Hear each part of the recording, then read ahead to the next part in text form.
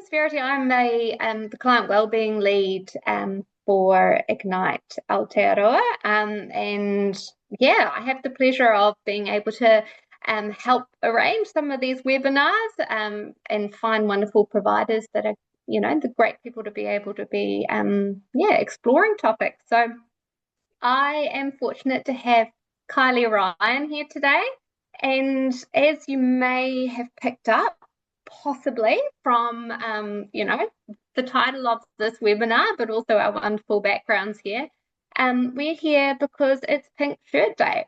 So I thought I'll take this opportunity since Kylie's here to talk on this topic. Kylie, to just introduce yourself and what you do on the Ignite platform, and then maybe sort of kick us off by telling us, what is Pink Shirt Day? Why are we here? Kia ora, everyone. Ko Kylie toko ingoa. So I am a registered social worker and also a public health specialist. So I across kind of both of those worlds, which is a little bit unusual. But most of my work on the Ignite platform is from a social work perspective. And I spend a lot of time working with individuals in workplaces around bullying and harassment, and also with parents with young people experiencing bullying and harassment. So Mm. Pink Shirt Day is always a very busy week for me, but I drove past a primary school this morning and saw all the beautiful little people in their pink Mm. outfits, and it makes me happy every year. So yeah, Pink Shirt Day. Look, originally Pink Shirt Day actually started in Canada in 2007, so it's been around for a while now. And there was a student there who experienced quite severe homophobic bullying, and two of his friends stood up for him in that moment, which made a massive difference in intervening in that situation. But the big movement was the next day. Hundreds of students all came together. I don't even know, did we even have social media messaging then? Like this was That's next a long level. time ago. Yeah. And hundreds of students showed up wearing pink shirts in support of the student and really saying that, bullying is not okay, that we all have to take responsibility to intervene and be upstanders. So that's how the movement started. And then it came to New Zealand really in about 2012 when the Mental Health Foundation picked it up as part of their work around discrimination, equity, Mhm. and really acknowledging the mental distress and harm that can come out of bullying across communities and populations. So here we are today, all wearing our pink shirts, and Cool. getting that message out there. Thank you. And that might be a good opportunity just to you shared your all in. Can you show everyone Oh your yes, look, nails? I've got pink nails. I've got can we see these cool little pins that The you can get pins. from Cotton On this year that you cut? There we go. Yeah. For those of you who don't want to be all pinked up. Yeah. When with all the merchandise and all the pink. Love it. So can you share a little bit, like you gave the example of this kit was back in 2007. What does bullying look like, in 2026? Yeah. So look, the definition that we look at, there's kind of three main pillars in there. So it has to be repetitive, it's unreasonable, and can cause psychological harm. Now, obviously, a lot of what we see prior to it becoming repetitive and causing harm is those mean behaviors, or challenging behaviors that you might see within workplaces, for example. So Mhm. when we're looking at kind of prevention, we're looking not just at bullying and that definition, but how do we actually prevent it when we see those behaviors start to escalate? So it looks a bit different. So and we look at it differently. So if you think I'm 46 now, so back in the day it was almost seen as kind of a rite of passage of adolescence, for example, or if you were Mhm. coming through a workplace and you were an intern or apprentice, you were expected to kind of put up with these behaviors and it was just what happened.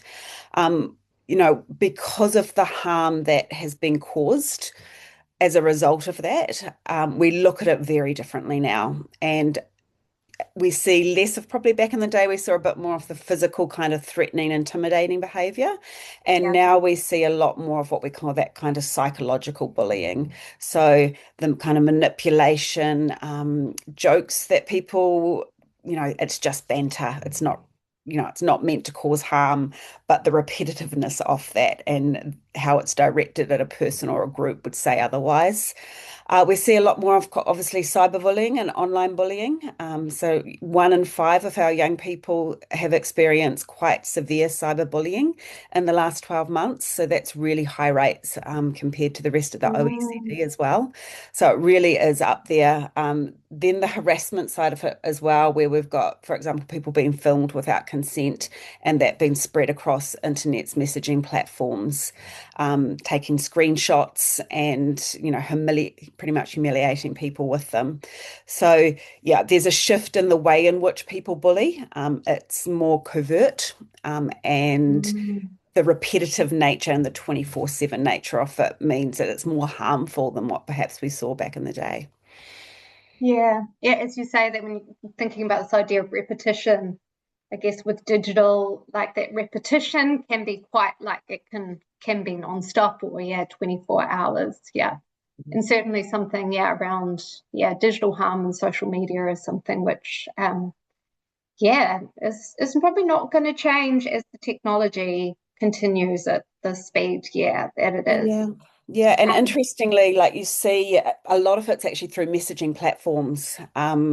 So social media, you can kind of turn off somewhat and block, mm, but a lot of the harm we see, particularly for young people, and seeing it more through kind of workplaces, is done through those kind of messaging platforms rather than on those social media platforms, which is interesting. Um, and even that kind of excluding people. So, groups of people have a group chat and then they all exit off and leave one person on it. So it's quite obvious that they're excluding that person, for example. So yeah, those, it's no. interesting, thank you. And then Mm. like would you say there are more people that are more at risk when it comes to bullying? Yeah. Yeah, this has actually stayed the same over the years. So we know who's more at risk from bullying, and it's anyone in a minority group or population. So within a school, a community, a workplace, it is people who aren't the norm as such. So we see huge rates of bullying to our rainbow young people and even in the workplace around that. Interestingly, and within both workplaces and schools, females are more at risk than males of being on the receiving end of bullying. Any ethnic minority or culture Mm, that, is not is smaller within that population is more at risk. And anyone where there's a power discrepancy. So, for example, in workplaces where you see a hierarchical structure, and health is a good example of this. Schools, mm, where you've got your principal, your deputy principal, and places like law firms, we're seen in the media a lot, where you have this process where interns come in and have to earn their place. They're a lot more at risk of experiencing bullying than other people in that workplace. yeah. I mean, you've sort of started, I guess, like touching on this a little bit, but what about the people that are actually doing the bullying, like the Mm. people that are doing the behaviors that are not helpful or yeah, harmful? Yeah. Look, it's a little bit age related as well here and how we respond to this and what our interventions look like. So, for example, if you look at young kids, so let's talk primary school to intermediate school, they're in a developmental stage where they're learning how to make friends and how to pick their friends and choose their friends. And, belonging is quite as big for that age group, particularly around that kind of year 5 or 6, if you're old like me, standard 3 or 4. Yeah. So, we see a lot of those kind of relationship type issues, and behaviors are kind of ganging up or mean behavior as such. And it's not usually done with the intent to cause harm. And there might not be, certain things happening for that young person. It's just that they're learning that process and they get it wrong because they're not little Mm, adults, they're kids. Okay, so we have to, when we're responding to that age group and the ones that are bullying, and our job as parents, as teachers, as community members is to really role model what those communications should have looked like, how you could do it better next time. What was the feelings kind of leading up to that situation where perhaps you lost control and said something mean that you didn't want to do, those kind of things. So it's not a blame game that child's a bully and they should be exited from the school system, for example. It's more these are kids that are learning how to be and how to be friends and good friends, which is a really important skill. Mm. Once we move into high school, it becomes a bit more kind of survival of the fittest. So again, you have the kind of next developmental stage of adolescence where peer belonging is top. Okay, so Yeah. it's anything to feel like you belong and find your people. So some of the behaviors in there, they can get really nasty, like really, and scary in the repetitive nature of someone being picked on in a school environment. And if those behaviors go unchecked at adolescence, then we know that those people are more likely to go on and do those behaviors in the workplace. Yeah. Okay, so it's a really important, again, developmental stage where they're still learning. The other part that's happening, of course, is their prefrontal cortex at the front of their brain has gone out of action. So they're meant to make really poor decisions, and they do. And that can be harmful to other people. But it's also the part where the brain's developing that we want them to teach the skills. And the major skill we need to teach those who are doing the bullying in adolescence is empathy for other people and understanding that their behavior has consequences and causes harm towards other people. Yeah. Okay, so it's a bit of a shift from how to be a good friend to actually you need to be able to hold difference of opinion. You need to look at diversity amongst people. People are allowed to be different to you. You can Mhm. disagree with them, but you still need to respect them. So Yeah. it's kind of the next learning stage. When we get into adults who bully, it's usually a power dynamic. So either they've gotten away with these behaviors for a really long time and it served them really well. So, Mhm. they've gotten pretty much up the top by stepping on other people as they go up. So it becomes a reinforced behavior. And that's really tricky in a workplace because, if the leadership team are doing that, then there's not a lot of hope of Mm. successful interventions kind of down the line. So, and it's hard as an employee to step up in that moment and say, this isn't okay. When Yeah. it's right, yeah, when it's right at the top, or Yeah. if it's that's really interesting. I really like going through that process of like the younger children and the teenagers, and like as a parent, just like giving that example around how it's just kind of getting it wrong maybe at that early stage, or like just overreacting, and thinking how you meet that situation can be quite significant, I guess, because if there is like sort of shame or blame in there, then it can, yeah, rather it being more of like a learning opportunity, and yeah, being Yeah. able to give, yeah, like you say, model other ways to go about it. Yeah. Um, yeah, also just as you were talking about workplace, I guess the importance of, yeah, workplace culture and how that relates, and I guess, yeah, yeah, very, very useful seeing it broken down or stepped out like that. Thank you. Um, so potentially, probably, there's a few parents that are here. So as parents, what can we do if we're trying to support, our children or young people? Because it's hard if either, I guess, you're someone who's got a child that is being bullied, or if, it's been identified that your child might be doing the bullying. What are some helpful things that we can be aware of? Yeah, it's heartbreaking both ways. No one wants to see their child distressed. And when that distress is caused by another person, as parents, we tend to want to jump in and fix that immediately. And it really does depend on the situation and the severity of the bullying that's happening. So what often Mm. happens is that young people don't tell us about the bullying. New Zealand schools, as when we were young, still have very much a snitches get stitches culture that go through them. So the biggest fear for young people when I work with them is one, that it's going to make the situation worse. So they'll often go, please don't do anything. I just want to talk about it. You'll just make it worse. Okay. The other thing that they worry about is they don't want to put more stress on their parents. So they hide their distress because they don't want you to be upset.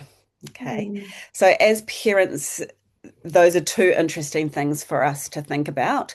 And the main thing that we can do, and this is not just when they come to us with bullying, and even when they're little and come to us, the calmer you can stay and the more you can listen and then help them come up with solutions, the more likely they are to tell you what's happening.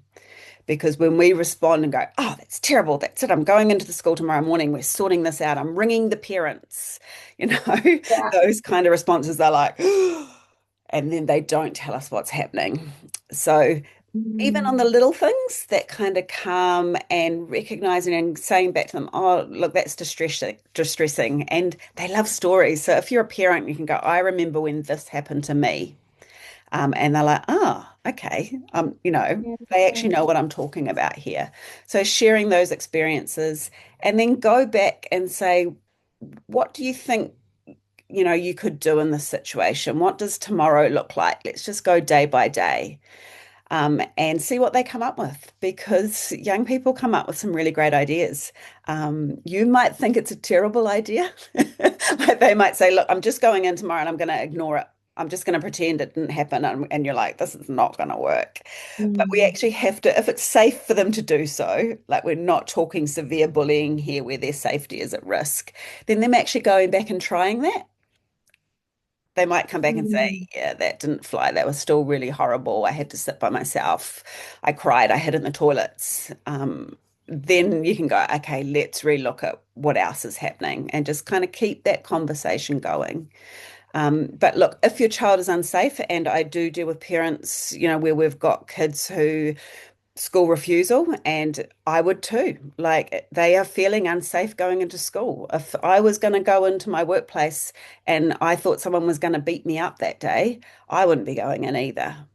Okay, Yeah. so there is also a time where it becomes a safety issue. And what I would say to parents then is tuck up your kid, look after them, let their nervous systems come down. And that's when they need you to advocate for them and talk to the school and start going through the school processes, to manage Mm. that bullying.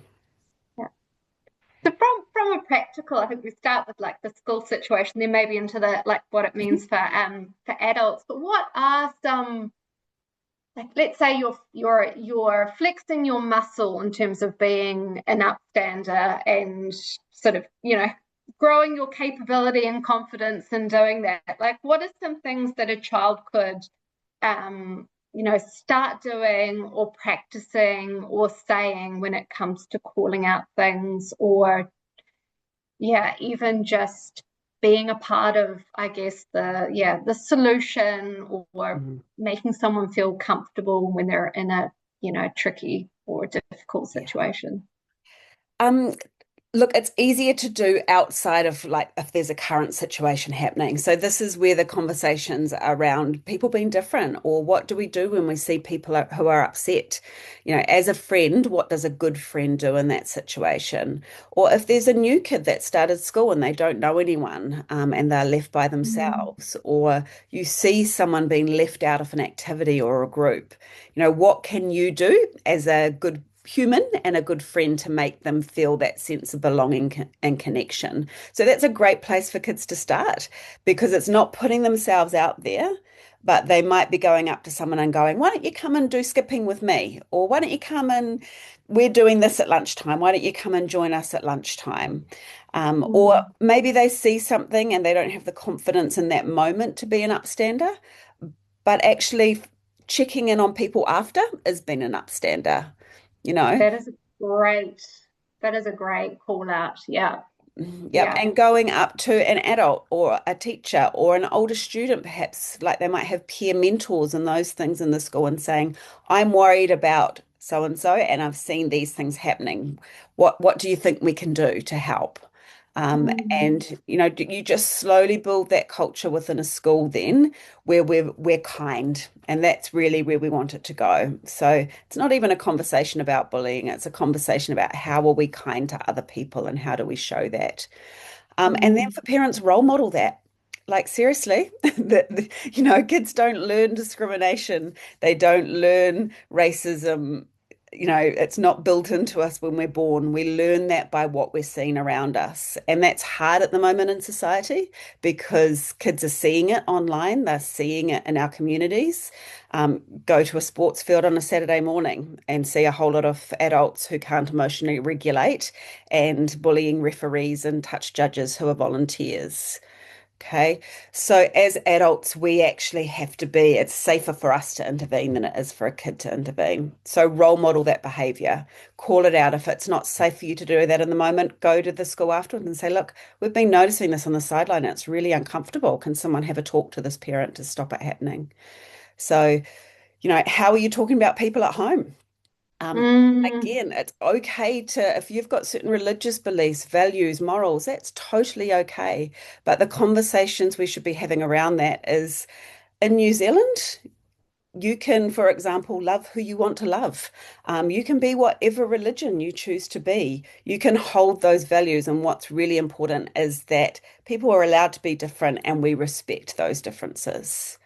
So when you're yeah. talking about things, you really want to be your kids want to be hearing that message go through. Mm. Yeah, and that just sort of being discerning with your words and your actions, I think that's like, I mean, parenting is one context, but also just knowing, yeah, the conversations you're having with your work colleagues or the conversations you're having out there in the world, like making sure that you're yeah, you those things can sneak in despite like none of us are perfect, right? Yeah. Yeah. But being really sort of discerning and mindful about that. And yeah, as you were talking there, I sort of thought about two things in relation to what we can do. One is that like being good at regulating, Hmm. self-regulation, making sure that we're not this person who is sort of like you know, sort of frustrated or something, we say something that we shouldn't or whatever it is, and then yeah, just being, yeah, having that reflective maybe practice, I don't know, of like how are you showing up, how are you being part of the right side of things. Yeah. Yeah. Yeah. And again, we get that wrong, right? Like far out, parenting is hard. Being in workplaces some days is hard. Like people are I've got teenagers, they're working on winding me up on a daily basis. They're hoping to get me there so that they can have a laugh, which might have been my sense of humor that came through. But, it's actually. You need that sense of humor, yeah. But it's okay to get it wrong and then apologize to young people and in your workplace. If you're a manager, if you're a leader, if you're a teacher, just saying, look, guys, sorry, I was kind of overwhelmed yesterday and I got a bit wound up and I shouted. It wasn't my best moment. And this is how I'm going to do it different next time. Because when kids see us having those reflective conversations and behaviors, they start to do the same. That role modeling is really important. And in workplaces are the same, we don't all show up at 100% energy and things happen and you lose it and you need a moment. That's okay. That's being a human. But it's that reflective practice that's really important. Mm. And it depends on the context in which you're with, I guess, depending on whether you're in a workplace where there are certain, workplace or community group or whatever it is, where there are certain things, behaviors or things that are said are not quite right, or whether you're in a workplace where there are really like healthy, like a good culture. Like it depends if you're kind of yeah, being taken along with the kind of the values, or if you're actually the one that is perhaps having to sort of hold that higher ground or be like setting the sort of standard or calling things out. Like Yeah. um can be, I guess, difficult if you're the one, if you feel like you're the one person having to do that. Like, do you Yeah. have any Particularly if advice you're if the we've got only those one. people? Yeah, Yeah. yeah. And I've been in a workplace like that, where my values were very different from a social work perspective to kind of Yeah. a corporate perspective. And it's a really hard place to sit when you're and same in a relationship. It's Yeah. wherever you are. When your two value kind of bases are very different, sometimes we have to make a decision in there about our own mental health. You know, you can't constantly be that person if there's no one backing it up and you're not seeing significant change. And it's not worth your own mental health. So that's where you've got to kind of cross that boundary and go, man, I hope they get there. But, Yeah, I'm probably not the person who's going to make a difference here. And I need to protect my own mental health within that as well. So yeah, it's yeah. a tough call to make. It also strikes me as one of those kind of situations where it is actually good to speak to someone that's external. So, like, I guess having lots of fabulous providers on the platform, whether it's speaking to a coach or a social worker or someone to be Mm, able to talk through scenarios and try things out before you're kind of out there in absolutely. the real world. And Yeah, that trying unbiased person, like I always recommend this to people, if they're experiencing bullying and harassment, wherever it is, whether it's your child, just talking to an unbiased person, who isn't involved in the emotive side of it. By mm, you talking it out, it actually helps you put in perspective about what's happening because often, like we said, the behaviors are quite covert. They're not necessary, and you start to think like you're going a little bit crazy. yeah, Is this actually happening to me? Why no one else seems to be seeing it? Or is it me? Like all these people seem to have a problem every time I speak, so you kind of really are going, I don't know what's going on here. So speaking it out loud and then getting reassurance from that person about what's actually happening is really useful. And same when you're doing it for your kids because it's emotive when it's your own kids. So talking to someone else and going, I don't even know where to start. One of my next steps just really kind of helps again calm that situation, helps you mm, reflect on that situation and tackle it in a healthy way so we get good outcomes for everyone. mm. Beautiful, thank you. So thinking about I guess how we prevent or reduce what we see out there in terms of bullying, like what are the things we start with individually, like the things that we can do. We sort of briefly talked about that reflective practice. Tell us what are the things that we can do, because there's a lot out there that we can't control. It would be great if Yes. we could. The things that we can control and that we can do. Yeah, uh, absolutely. So, look, from an individual perspective, it is, like we said, that regulation of behavior. And it's knowing when we're getting wound up and what is winding us up, or when situations are becoming overwhelming for us, and really taking that pause and being okay to walk away from those situations and come back to them. Okay. And there's all sorts of kind of techniques we can use in that moment. Like I'm a crier. I cry when I get angry. I know from all of my study that there's a whole lot of stuff going on there. yeah. But it's also really good because it's an outlet, right? And it's a safe outlet where it's not harming other people. Mm, So, even just counting backwards, for example, from 100 and multiples of three, which is really hard for me because I'm really bad at math. So it clicks my brain into another dimension, which takes away that kind of emotional response. Drinking really cold water so that it hits the palate of your mouth. We know that kind of shocks the brain out of that nervous system and allows us to go to kind of another space. The more we practice those behaviors, when we're not in crisis, when these situations come up, the calmer we can be to respond to them. mm, And then you can practice being an upstander. So if you think, for example, crisis response workers, this is literally what they train to do. So they love this work. And you'll see them enter your house very calm. And you'll notice that when they enter that situation calmly, it calms everyone down around them. mm, And you see the collective response when people go into those situations calm. So, what we know about the upstander kind of movement is, and I'll give you an example. I was going down Queen Street one day with my poor partner who gets dragged into all of these situations now. So we're walking down Queen Street and there's those little like inlets where there's kind of arcades that are now empty.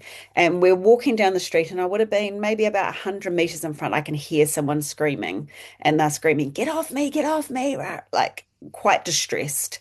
Now, I watched every single individual in front of me walk past that arcade, maybe take a little look in, and just keep walking. Okay, now I, of course, grabbed my partner because he's a bit bigger than me and pushed him through the door first and walked into the arcade. Now, luckily, this woman was experiencing, high levels of mental distress. There was no one else around, and she wasn't being harmed. But what I saw once we walked through that door is I turned around and five other people had followed us in as backup. Okay. Another person Mm. had gone across the road because I'd seen a police car further down the road and informed them. So as soon as one person steps in, take other people with you. Even, at a sports game, at a kid's sport, just say early on before it kind of escalates to what we've seen in the media this weekend, like just say to another parent, or is there someone who is going to be better received? Just go, look, you might just need to quieten it down a bit. It's getting a bit much and it's starting to upset people. Um, letting people, when you intervene, like in a workplace, it might be that was a bit, a bit on the Mm. nose. That's not really what we want to kind of see in the workplace. That could have been quite insulting to someone. Or have you ever noticed that you constantly interrupt that person when they're trying to get their point across? Okay, it might be ending a team meeting and saying, look, I think we just all need a break here and to get outside for 5 minutes and have a walk around before we keep doing this. So those are the individual things we can do. And honestly, the more you do it, the easier it becomes. It's a practice thing. So do it Yeah. in little ways, and build up to that. Yes, as you're saying that idea of like the early and often, I guess the Mhm. often builds up your muscle around the practice, but it's about, yeah, you could say something early and avoids, like actually someone saving face. If you can just be like, oh, that was, yeah, if you do that early, then it doesn't get to the later, right? It's that yeah, getting in nice and early. And I guess it's easier to do that when it's early rather Yeah. than in a situation where, I've Absolutely. been in situations where someone said something and, it was a shock. And it's only later that I kind of think, oh, I wish I said that and I wish I said that. But yeah, sometimes it's hard in the moment. But like you say, if you got that practice and you're doing it often, Yep. then you can build that up. And doing it afterwards is fine because it's sometimes better, right? Because people have actually calmed down. Mm. So when everyone is in a calm situation, you don't get that defensive kind of aggressive response. So, it might not be safe in the moment. It might be that you need to come back to that conversation the next day, for example. Even with Mm. kids, like teenagers saying stuff, and you're like, but in front of their friends, for example, is not going to be the place to have a talk to your young person about what they've said because then they're embarrassed and they're going to get defensive. Okay, so coming back to them Yeah. later and having that conversation and being like, I know I laughed at the time, but I wasn't really okay with what you said about so and so. Or, have you thought about what's happening for that person at the moment that might make them really annoying to you right now? What that kind of reflective, what is it that they need, instead of Mm. it just being about you and your feelings? Yeah, that's the empathy coming back again, which I think is a great one. Like I know children are sort of learning it, but as adults being able to to hold that, whether it's empathy for yourself for not being perfect, empathy for the person who's going, receiving maybe the behavior, but also the person who's, you know, doing the bullying as well. So I think that's a great Yeah. one to I think hold close. yeah, and then it's important to keep in our minds, like I've been involved in a number of workplace investigations where I'm the mediator, so I'm talking to all parties involved. Mm. And the person who is doing the bullying often isn't doing it with the intent to harm another person. Okay, the majority of people, it's their management style, and like we said, they've gotten away with it for a long time, and it's worked for them. And they haven't actually gone that next step onto actually you're causing this person quite a lot of distress to the point where they're having panic attacks before they walk through the door. Like they haven't noticed that because they don't have that ability to reflect and see what's happening wider. So I think, Mm. you know, uh, when you're looking at these situations, think there might not be intent there, and that person's not going to know what they're doing until they're pulled up on it. So that Yeah. can sometimes make coming forward a little bit easier as well. Mhm. Some people there is Interesting. intention. Those are those are the dangerous ones that we need to actually escalate pretty quickly and go through those formal processes with as well. Of course. And then I'll just, so we talked about individually. It'd be good to just briefly look at sort of what could be done from like a collective, I guess, perspective. So even just a 5 minutes, because then I'm sure there will be quite a few questions that Yep, people may perfect. want to ask. So yeah, from kind of a collective perspective in terms of, good policy or that kind of thing. Yeah, so this is my baby. This is my public health baby, and it's actually similar across communities from a public health perspective how we tackle bullying. So we're looking at this in three levels. Okay, so no matter where this is, whether it's a school, workplace, a community group, the first thing you need to look at is how easy is it for people to come forward and report. Okay, so Mm, we're looking for multiple pathways for people to report.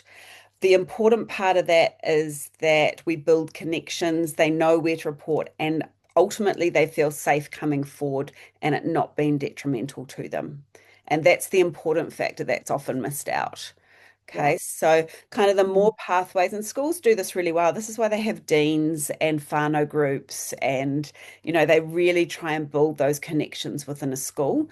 Workplaces not so well. We tend to give people one pathway to report, and if that's not safe, mm, then they just leave and go and get another job, and you just get that behavior happening. Okay, so having kind of a process that people know but is importantly safe for them. Okay. Secondly, you're looking at your policies and practices. Now, WorkSafe have put out a really good document around preventing psychosocial harm in the workplace, and it's well worth a read. The Mental Health Foundation also have a more practical guide called Working Well. Now, the same concepts can be used through schools. Okay.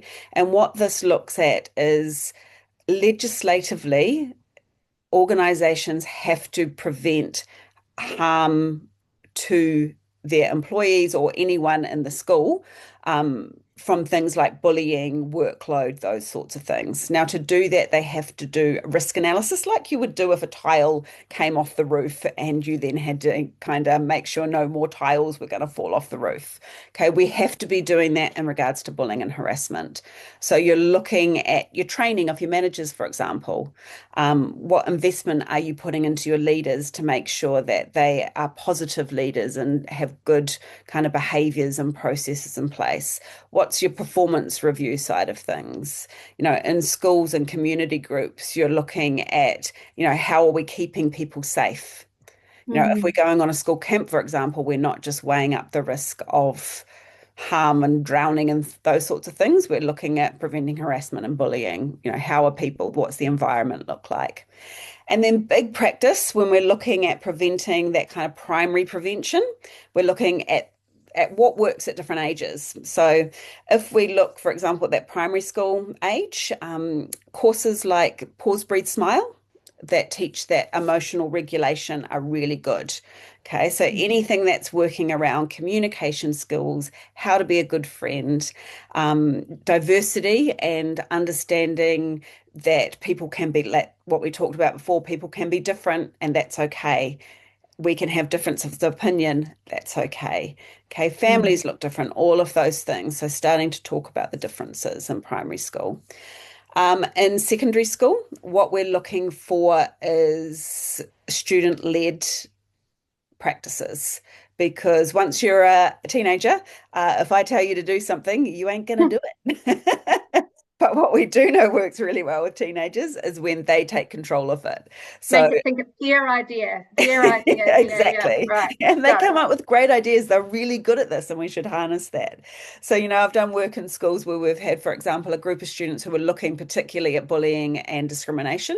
And they put in this amazing primary prevention program where they had things happening across the classrooms because usually you weren't allowed to go inside. So all of the students are outside. So they Mm, roped a whole lot of teachers in, opened up classrooms, had a whole lot of different types of activities, particularly that those minority groups might enjoy. So they didn't attach it to bullying and harassment. It was just, here's a space that you can come to find your people, feel that sense of belonging. Mm. And when you're feeling alone or like things aren't it, come in here, and that grew. Oh. It grew and grew to all these different groups. So people had a purpose and a connection. So things like that work really well.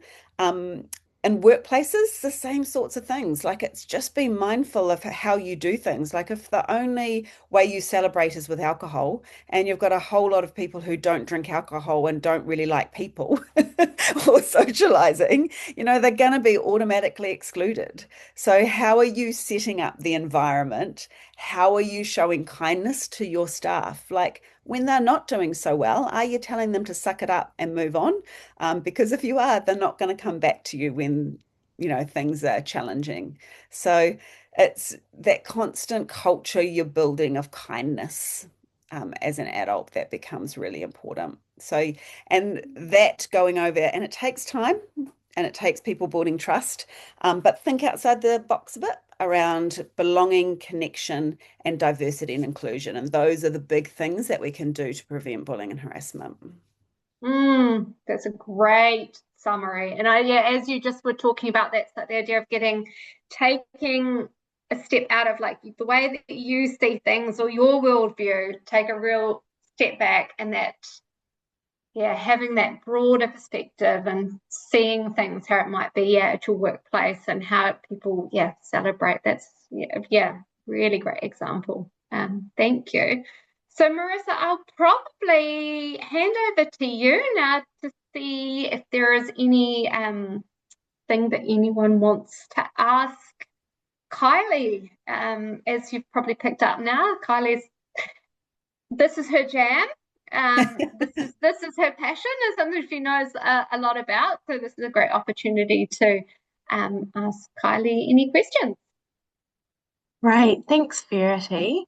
Yeah, feel free to chuck them in the Q&A function along the bottom. I have a question just while we're waiting. Growing up as a female, when boys and stuff were mean to you, it Mm-hmm. was always sort of that, like, if boys are mean to you, it's because they like you. Like, so how has that sort of changed, or is that still a thing? How do you sort of work around that? It's definitely still a thing. And, it's really interesting because it's usually primary school age where we're being told that, right? And we're not even thinking at primary school age about what does that even mean he likes me? Like, ooh. So it's Goodies. this adult concept that we kind of, and it's what it does is it minimizes the situation of what's happening. Mm, Okay, so this is where that education in schools becomes really important, and it's that conversation around, you know, your body is your body. You don't get to touch anyone else's body, you know. You don't get to flick bras and down trail people, and I've seen that happen in schools, and no one says anything. When we're like, no, that's not your body. Don't touch it. It it mm, kind of reinforces that side of things. The response to that question, if someone came to you and said, so and so's been mean to me, I would be saying to that young person, can you explain what you mean by mean to you? Okay, so then you're getting some information about what's actually happening and listening to what they're saying. And then, your response is just acknowledging, oh yeah, that sounds horrible. What were you feeling like? Was your tummy feeling gross? Was your heart beating more? Because when we get young people to understand their body cues, that's when we teach them how to regulate those body cues. Okay. mm. And then we can practice with them and say, what would you have liked to say? And like let them go for gold.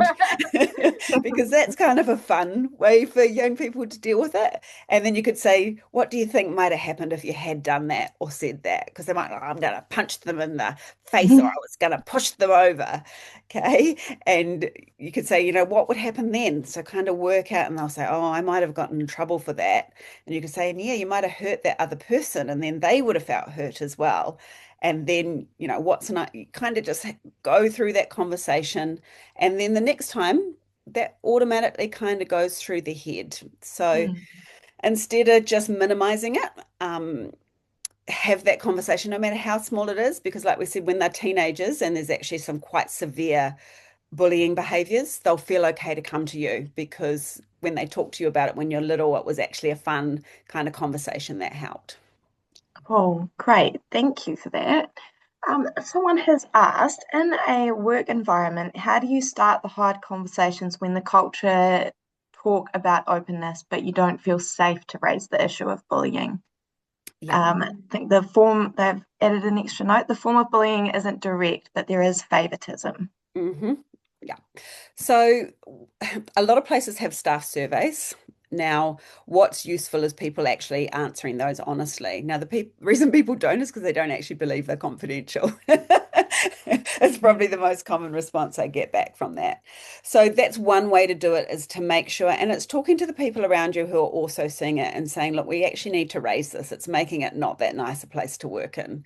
Instead of kind of, excuse the language on a Friday afternoon, but instead of kind of bitching between ourselves, let's actually who is our best person to raise this with as a conversation. Again, that's calm.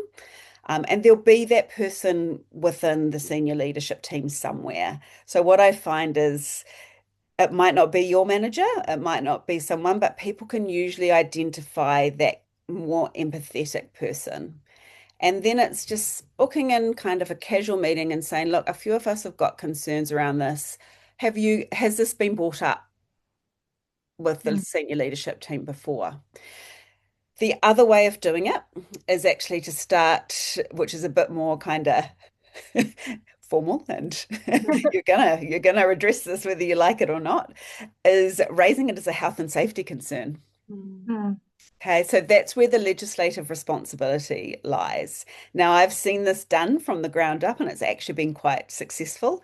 When it's health and safety incident reports just start getting filled out every time that behavior happens and it's been seen as causing harm. Because what you're doing then is you're documenting it. And when you document it, a business has to respond to it.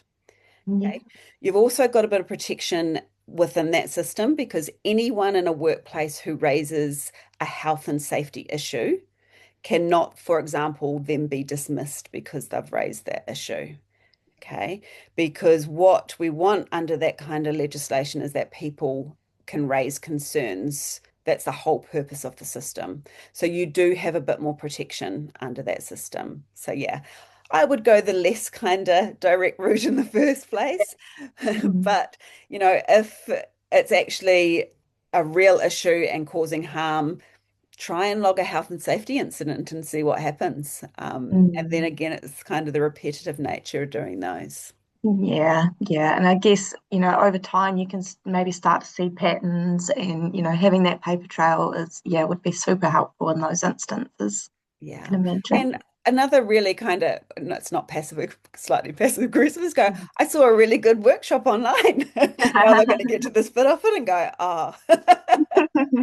But I love training is a really good place to start in it. organizations. That I training, I like I like that idea. We can just send this then link the of this link. recording across to people. And I'll just go like this. Love it. Cool. Somebody else has asked any great ideas on things schools should do to address bullying? Can I And you ask what mentioned age some school? of the Because it does cool, kind of, it matters what is it, primary, intermediate, high school? they haven't given one. So Yeah, maybe if you could maybe comment on all three, yeah, maybe. cool. Look, so a great place to start is to figure out what's happening. Okay, so, and this is listening to both parents and young people and actually just getting information on what's happening. Is there a specific group that's been impacted more than others? Is there, like, particularly in high schools, students can often tell me an unsafe place in the school where students won't go to because you're kind of at risk of bullying if you go into that space. So find out the extent of it, find out who is on the receiving end of it, and also start taking a real deep dive into your practices. Now, we expect a lot from schools. They're not actually trained in this area. Okay, so they're teachers and if you're a really good teacher, you get to become a dean or a deputy principal, and then we throw all the bullying at you with no professional development, and expect you to manage it. So that's the other thing I would say is invest in those people who are the ones dealing with bullying, because actually, when they do it really well, you can get really good outcomes for students and stop it really early on before that harm is caused. And then look at your curriculum and what your budget is around, how do we start doing that big picture prevention stuff that we talked about, that emotional regulation, the friendship, the being okay with diversity, finding empathy and understanding the consequences of our actions. So Mm. those are the big picture things. And then just have fun and engage, because like Pink Shirt Day is brilliant for this because it's fun. Everyone gets to kind of pink it out and wear their tutu skirts and, run around and be a little bit crazy. So Pink Shirt Days are actually great. And there's a whole lot of resources for schools on the Pink Shirt Day website. And there's cool stuff like stickers and little compliments things and bunting. You don't just have to use those on Pink Shirt Day. Have them up in the classrooms, have them around the place and kind of have that conversation ongoing. Yeah, great. Just you mentioned kind of, getting a view of what it looks like currently. Is there like a way that you would do that? Like, is that more just, not, listening to what people are kind of saying, or is there a more kind of systemic way that you can do this by like, well-being questionnaires or like, like a survey to kind of get where you are at the moment type of thing? Yeah.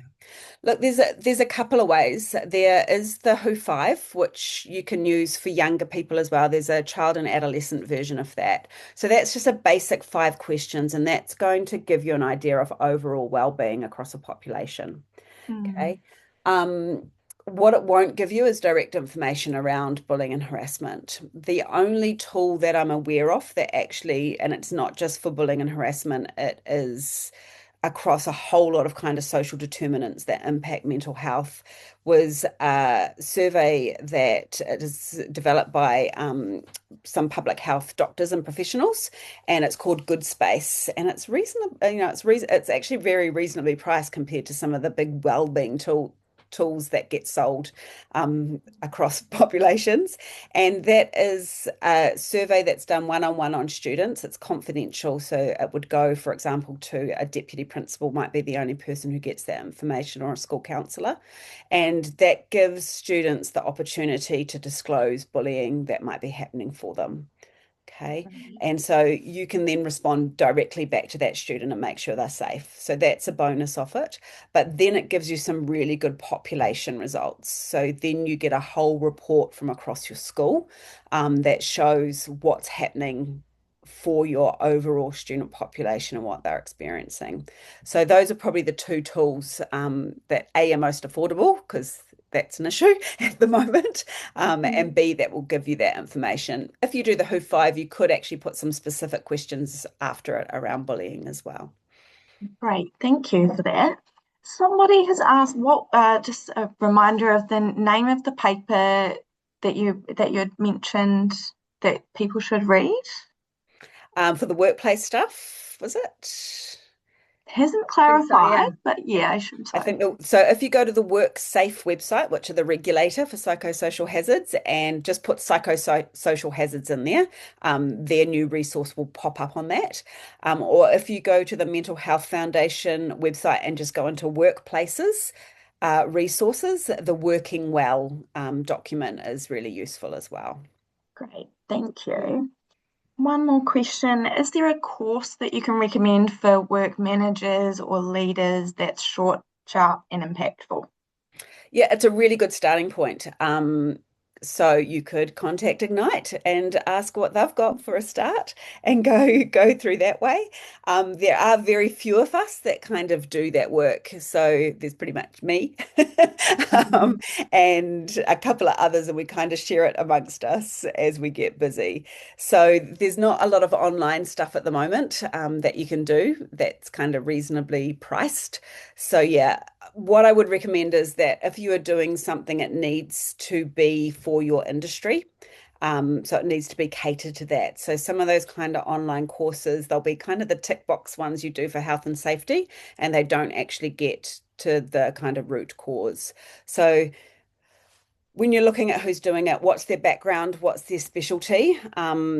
Does it move beyond that psychosocial hazard model to actually the reality of what this looks like in your industry and how we tackle it? So that's what I'd be Really? looking for if you're searching for a training. Gotcha. Great. Thank you. Is there any last questions? Just a couple of people saying thank you. It was a great session. And happy Pink Shirt Day, everyone. Yay, look, Yes.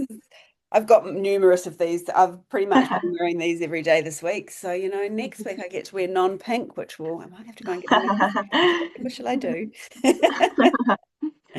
Oh, sweet. Did you have any closing comments, Verity, or should I bring up the karakia in there? No, just to thank you, Kylie. It's so these are lovely to be in conversation with you and to learn so much. So thank you. Thank you for You're coming. I really enjoyed it. welcome. Oh. Oh, look, I've got red hair there. That was during COVID. You can see my regrowth. Oh, sweet. So closing karakia, mā te rongo ka mōhio, mā te mōhio ka marama, mā te marama ka mātou, mā te mātou ka ora. Through listening comes awareness, through awareness comes understanding, through understanding comes knowledge, through knowledge comes life and well-being. Cool. Well, thank you so much, Kylie, and thank you, Verity, for taking us through that session. I hope everybody's got a lot that they can take away from this. And yeah, go well. Happy Pink Shirt Day. Ngā mihi. Kia ora. Happy day, everyone.